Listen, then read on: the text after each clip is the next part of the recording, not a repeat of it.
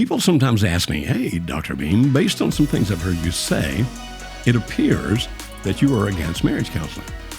No, that's not right.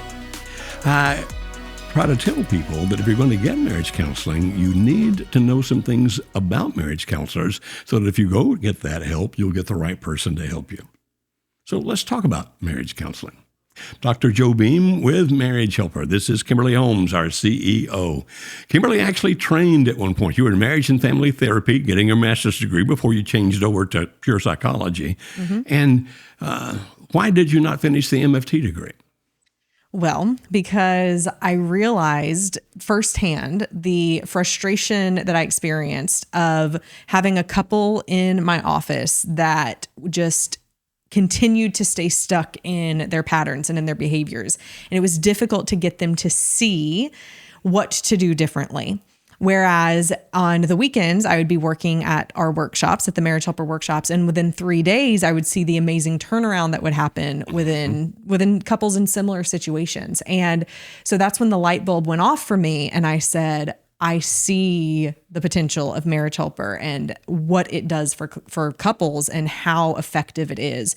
And so that's when I made my transition to put all of my passion and energy into helping Marriage Helper grow. So it wasn't that you were anti-marriage counselors. It was like, I have a better direction to go to help couples. Is that what I'm hearing? Yes, that's correct. Now, I will say, just like probably many professions, once you kind of see behind the curtain, there are parts of it. Wizard of Oz reference, by the way. Yeah, there are parts of it that you maybe don't love quite as much, but I think it's like that for everything. And I do believe that the training and the education that you get as a marriage and family therapist is very good, and it helps you to think in many different types of systems and many different types of ways of just approaching a situation. And there's definitely many different schools of thought that counselors can use as they approach situations. And so I believe all of those things are helpful. And so it wasn't even that part of the marriage and family therapy degree that kind of took the luster of it away from me. It was more so of realizing that there were people in my cohort that. In other words, people working with at the same time on the same degree cohort. Right. Yes, right, okay. Exactly. Who just weren't necessarily making wise choices in their own marriages. And I couldn't rectify in my mind that these were going to be the people helping other people with their marriages. And now that we've been in this profession for a while, we do see that there are many counselors who bring their own bias, even though you're not supposed to. We're all human. There's many counselors who bring their own bias of their own experiences and situations and their own divorce or marriage situations into their counseling setting, which is, less than ideal. Yeah, but it's a major premise in psychology that everybody's biased. For sure. That our bias can affect our judgment, affect our actions, even if we are not conscious that it's our bias that does that. Yeah. So even when we work with people in our workshops, whatever, there's always potential bias. But when you're working with one person that you're trusting to be your guide, and please don't misunderstand, there's some amazingly great marriage counselors out there. Don't misunderstand. Everybody has their bias. And so what you want to do, though, is find someone that can be a person to help you both feel good about the relationship. Kimberly, typically what I hear from people when they say, well, we've been in marriage counseling, now we're coming to see you. And remember, there are some marriage counselors out there that are awesome. There's actually some that we send people to. Like, you need to go see him or go see her because we think they can really help you with that issue. So don't think we're against them all. What we're against is going to a marriage counselor that has a set agenda. We also think it's not wise to go to a marriage counselor who sees one of you as the client rather than seeing your marriage as the client. Now, I've often told people, Kimberly, see if you agree, if you're going to go for counseling, ask for a few minutes up front, on a phone call. And in that phone call, say, well, who would be the client? Is it going to be me, my spouse, or going to be the marriage? And if the counselor says, what? What do you mean the marriage? They thank you very much and move on. Because there are counselors out there who will actually tell you up front, my client's the marriage. I'm not here to help you guys split up. Because if a person sees one of those two people as being the client, then they can help people go the wrong direction pretty quickly. Why? Well, if they're saying one or the other is the client, because then what they're trying to do is they're caring more about the feelings and outcome for one person than for the two people than for the marriage, the two people coming together. And that's what makes it incredibly difficult. It actually, I mean, a lot of counselors, if you don't come and start coming as a couple, then they will ethically say, I can't see your marriage as a client. Right. But unfortunately, what several counselors do is when they have, let's just say a wife, if their wife is the one who comes into the counseling office, then as the counselor, what we're taught is our goal is to help them process through their emotions, help them get to a better place, all of those things. And if that's my goal, then I, as the counselor, may see, based on what the wife tells me, that her husband is leading her to have, negative self-esteem, feeling bad about herself, and so I may begin to ask questions or probe or kind of give some ideas to her, because I'm looking out for her well-being, that actually isn't for the good of the marriage. And it may not be for the good of her. Well, absolutely. And may not be for the good of her. It's so common now that people will say, well, my counselor recommended that we do a trial separation, even if they're not seeing both people, or they recommend that I set these kinds of boundaries, or they told me that my spouse may be a narcissist. And those are just things that once a counselor says it, it has weight to it. Mm-hmm. And so the person will likely begin to act on those things when, as the counselor, we only get one side of the story. The counselor only gets one side of the story. Mm-hmm.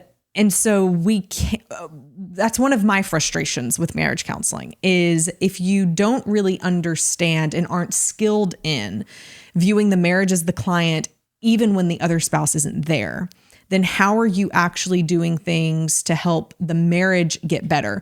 Also realizing there may be some personal things that just the wife does need to go through, but how do you make sure that in your counseling of her, you're not really getting her to think more negatively about her husband, which seems to be, based on interactions you've recently had with some researchers, to be a growing problem. Yes. Not only will every counselor have some bias, whoever he or she is, everybody on the planet, but that also means that you have some bias. And so if you go see a marriage counselor by yourself, you're going to tell things from your perspective. And whether you realize it or not, maybe you do, maybe you don't, you're biased in the information that you share and the information that you don't share. You're going to leave things out. Okay, so let's say a couple decides then that they want to go see a counselor, a marriage counselor together. And remember, we would recommend that you ask before you ever make the first appointment, will you see the marriage as a client? And as I said a moment ago, if they say, I don't even know what that means, say, thank you very much, I'm moving on. Because if you go in there and they think that their job, or the way they're going to focus it is, I'm going to help you get as happy as I can, as fast as I can. Now, all kinds of things are going to happen. We've had people, as a matter of fact, I'm remembering a woman right now who said in our very first session, by the time we got to the end, my husband and telling him how much in love he was with this other woman, how much he wanted to be with her. And so the counselor looked at me and said, I don't need you to come back because in my mind, you're the other woman now. The wife is the other woman because he's in love with the other person. Now, obviously then, that's the client, the guy, and it's not the marriage. Right. And what this counselor would do in that situation is help that man. As a matter of fact, sometimes they'll even tell you this. I'll help you figure out how to have the best divorce possible. Right. And then I'll help you with a new relationship. Right.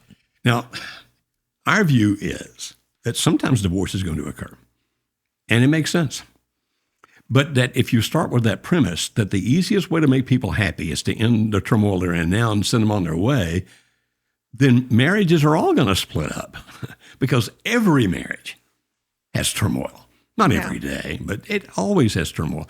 And if somebody's saying, oh, well, the easiest way to make you happy is just to move you out. And then, Kimberly, think about the arrogance, this trial separation thing. I know. Often it's done like this. Okay, I want you guys to separate for the next 6-9 months, and I'll see each one of you individually, and then I'll tell you when to get back together. Am I wrong to think that's arrogant? Arrogant's one word for it.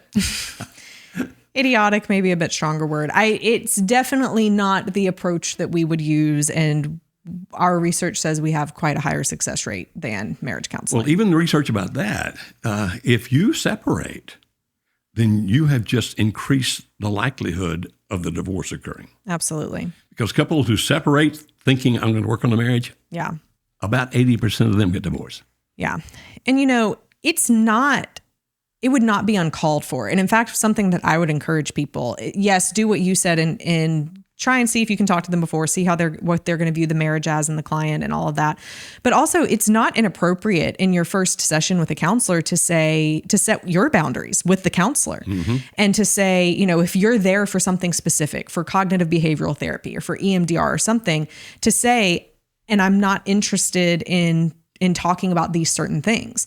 I know when I went, I've had my own fair share of bad marriage counseling experiences with someone else as my counselor.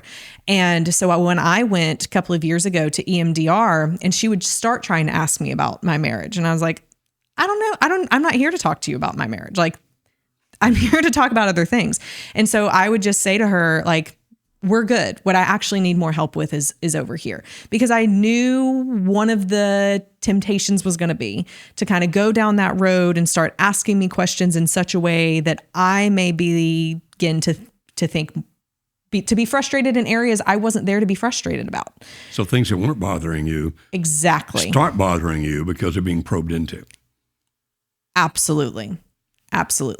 And so it's also okay if you're going as a couple to then say, we are not interested in separation, or to go in as you can set your boundaries with your counselor of what you are not okay with and what you don't want to go into. And they should honor that. And so you might even want, if you're going as a couple, to up front make some things clear to your spouse. Like, we're not going in there to learn how to hate each other. We're not going in there to learn how to disparage each other. We're going in there to see if we can figure out how to make this thing work. Yeah, or to just uncover the past and talk about everything we have against each other. But let's just say up front, we're not going in there to learn how to separate. Yep. We're going there to see if there's a possibility of how to keep this marriage together. And people sometimes may ask, well, do you think there's ever a case where people should separate? Sure. If somebody's in danger, you have to. If she's afraid he's going to kill her and he's been beating her up, she needs to get out of that house until something can happen. Right. But when you start hearing things from a marriage counselor or any kind of counselor, even your best friend or even your mama, that will say things like, he's no good, she's no good, the only way you'll ever be happy is to kick them to the curb, blah, blah, blah. All of those people are making judgments about what you should do, even if it's your mama, and I know you love her, or at least I expect that you do, that they're now making decisions for your life. We don't tell people what to do. Let me give you the basic reason. We don't have to live with the consequences. Whatever decision you make, there will be consequences, good, medium, and bad. And it therefore needs to be your decision, not mine, because I can tell you what to do because I don't have to live with the consequences. You do. So, Kimberly, while we do think there's some great marriage counselors out there, and like I said, we refer people to them. Absolutely. It's like every profession on the planet. There are people who are great at it, people who are mediocre, and people who are not good at all. And those people, if you go see them, can help destroy your marriage, even when hope is there. So, okay, I'm not trying to run people away from marriage counselors. We're just saying use good judgment in finding one. So marriage counselors actually come to us for training. And you know that I occasionally, counselors have to have so many continuing education units per year or every 2 years to keep their licenses. And you know that I've gone to counseling centers and spent a whole day teaching so that they could get their CEUs. So we're not against counselors whatsoever. There's some awesome people out there. But while at our workshop, and we've had tons of counselors come to our workshops who now send people to our workshops. Why? Because of exactly what I experienced when I was in my MFT program. There's amazing turnaround that happens in those couples in 3 days.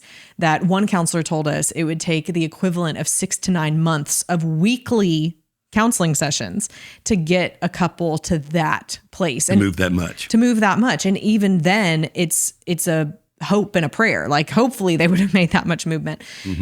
The group dynamic aspect of our workshop is incredibly powerful because one of the difficult parts that is just impossible to overcome in marriage counseling is that there's typically one person in that room. If it's the husband and wife, there's typically one of them who doesn't want to be there as much as someone else. Sure. And so it can be easy to get defensive or to shut down or, XYZ. But when you're in a room of 20 other people, 30 other people, whatever, you begin to realize I'm not alone and this isn't directed at me. I am not the problem here. I don't have to become defensive. Right, exactly. Not everything they're saying is about me, where you probably would feel that way in counseling. And so people let their guard down a bit more, which can help them to just soak in the information better and have a better experience overall. And so over the 3 days that we have together, amazing movement can happen because it's a very safe environment. Even with what we were just talking about, those rules we organically put in. We're not going to tell you to do X, Y, or Z. Your choice. All of these things are your choice, but we're also not going to encourage any of those things. We're not going to ask questions in such a way that it gets you to think about the negative. We do a lot of things where we just focus about the positives of the past and the positives of the future. And that's just not something that counseling typically does. In fact, there's one part of our workshop when we finally get there, this is like the middle of the third day, and we get there and we say, this is where counseling starts. But we've had 2.5 days to get you to the point of where the counseling conversations should start about there, because there is in the process of saving your marriage and putting it back together, there is a short stint where you do need to look back for a brief period of time, but it's for a reason. And you use it for something going forward. And that's part of what we teach in our reconciliation process. And just by its very nature, counseling typically is, what are you unhappy about? Now, what are you unhappy about? And quite often what happens in those conversations is that you start really putting your spouse down. Let me tell you when he did that. Let me tell you when she did that. And people become defensive. They get hurt. They feel like the counsel takes sides, or at the very least, like I'm being disrespected here, or whatever it might be. Or that hour we just spent in there was a man-made hell because all we did was hurt the whole hour long by talking about problems. So that's what Kimberly's saying. We believe there is a place where you do that, but we start way earlier than that. And then there finally comes a time to do that. And so I'm not putting counselors down. I mean, they've only got a limited number of sessions with you or whatever because your insurance is only going to pay so much. And they have to kind of get into that. But that touches your bias, your spouse's bias, and the counselor's bias. Whereas if you can be in a group of people where we're talking about principles, would the folks working for us have bias? Sure, they will. But one of our biases is every marriage can be saved. We actually have that bias. And that people are good people even if they do bad things. Now, are there some bad people? I'm sure they are. But we start from the premise. Nope. A good person can do some really rotten stuff. And so we're going to treat you like good people. So, Kimberly, how could they find out? I know we're not against your marriage counselor. As a matter of fact, if you have a marriage counselor and you come to one of our 3-day workshops, we don't try to take you away from the marriage counselor. We send you back to that marriage counselor. We don't want to do anything unethical. So if they want to know more about the workshop, how can they do that? You can speak with one of our intake specialists. They will have a conversation with you and see which one of our workshops is the best fit, or if our workshop is a best fit for you in moving forward. But you can do that by scheduling a time to speak with them, by booking a call, by going to marriagehelper.com/apply, and then the number 3. So it's marriagehelper.com/apply, APPLY 3. So no spacing or dash or no anything spacing, like that? no dash. You can also get the link in the show notes on YouTube or in the podcast, wherever you're watching or listening to this. And if you're wondering why a 3, because that's what the marketing team gave me. So it is apply 3. We hope that you do. We'd love to help. And if you continue to marriage counsel or want to start marriage counseling, as Kimberly said, set some standards, set some boundaries when you first go in there. And if they're good people trained well, they can help you. If they start leading in the wrong direction, please don't let that happen. We'll do anything we can to help, and we'll look forward to seeing you on the next episode of Relationship Radio.